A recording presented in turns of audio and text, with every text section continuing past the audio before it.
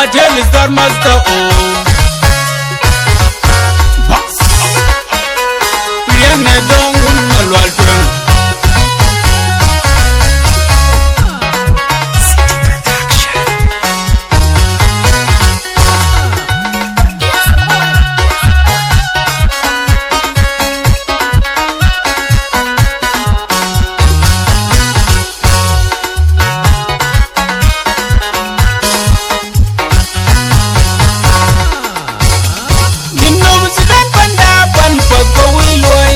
Panaway baguir gubudong gumikor di balaw yen mikor.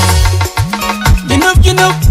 Sudan pan pagaway loy. Panaway baguir gubudong gumikor di balaw yen mikor. Panda ginop Sudan wiran miloy. Ran bangay jalwel. Bol Mel makwanjolin ran pak. Dictor Bol Benjamin Bol Mel. Bola kwal kwani ya manyan bangyado unanay jom loy do pat ay ne chable mugi jintun walwel chol mong kuran ne bale ke banya kirma ya di kir pat pin bany kiraywe banya kirma ya di nir ginda ran miloy ran chit bol dictor bol mel kwala kol Bol Mel makwanjolin ran pat Dictor Bol Benjamin Bol Mel. Bola kwal kwani ya manyan bangyado unanay jom loy do pat ine jable mugi jintun walwel jol mong jang dan monjang dong ngibyok yen ye palbyok dong jago gedwedi yen ye palbyok dong jago bulapol bukatwat yen ye palbyok jang la dong jok pel dong randa koy kaga keng yen ye palbyok ke yen tan Bol Mel makwanjol gaje bayat yen gini ji yen ye palbyok dong je palbyok ke yen win care ke yen wangmai ke yen tan Bol Mel makwanjol gaje bayat yen gini ji yen ye palbyok ujung bajan leg man ye keng Sudan yar makarjur yen yirul di tungyak Sudan yar makarjur bol kan gajukan in baya boywer kubendang ko kerja wonderful dejere ko wonwel manabil baba pirkal walding won ken piang ko kaje ke ben chalo kajajel tat nazam ka ke kajaje bayrel ke yanum tik mo kuyin gai kang da ko tungwalan Sudan yar makir bol kan gajukan in baya boywer babendang ko kerja wonderful dejere ko wonwel manabil baba pirkal walding won ken piang ko kaje ke ben chalo kajajel tat nazam nyali jinu mugu bolkan ku gada kedan wal goglek mugu bolkan gada kedan manyawu mugu bolkan gada kedan nau bian mugu bolkan kaje malang ke jugang le geranda lon piren yin biya jaga galir wal goglek gugan arial gugan yelawar kabiya doj jallu jindiar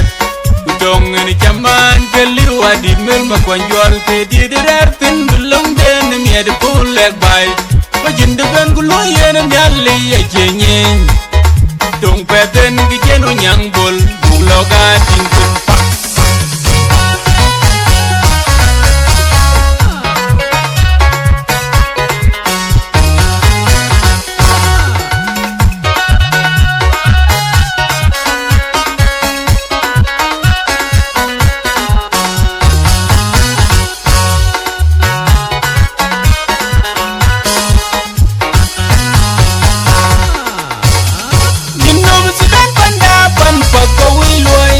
Panaway baguir gubudong gumikor di balaw yen mikor. Ginop Sudan pan pagaway loy. Panaway baguir gubudong gumikor di balaw yen mikor. Panda ginop Sudan wiran miloy. Ran bangay jalwel. Bol Mel makwanjolin ran pat.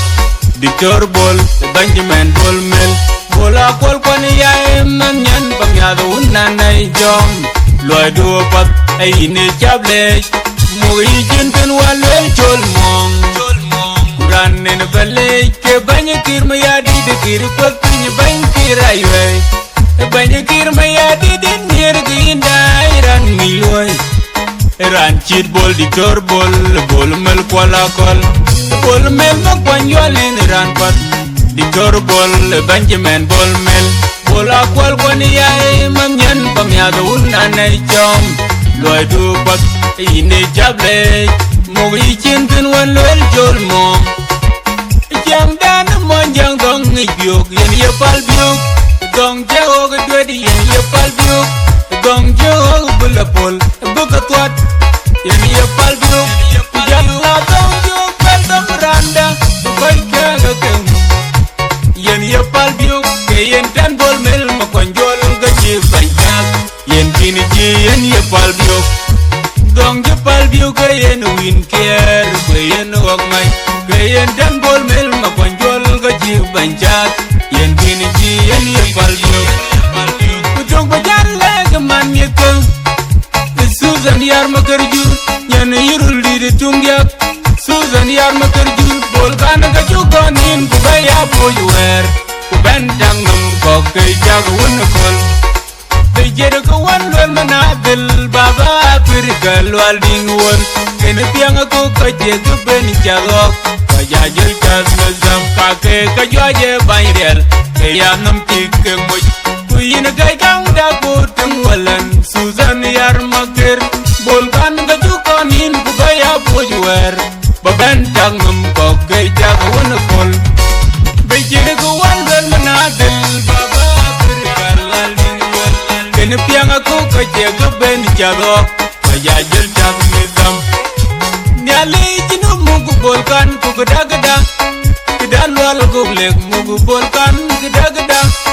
Kedan manyang mugu bolkan geda-geda Kedan mau biany mugu bolkan Kace malang kejugang legeran dan lon piren Ini biaja kegalir lual guglek Gugan narial mukoy Gugan yelawar Kabi adoj jalui jindiar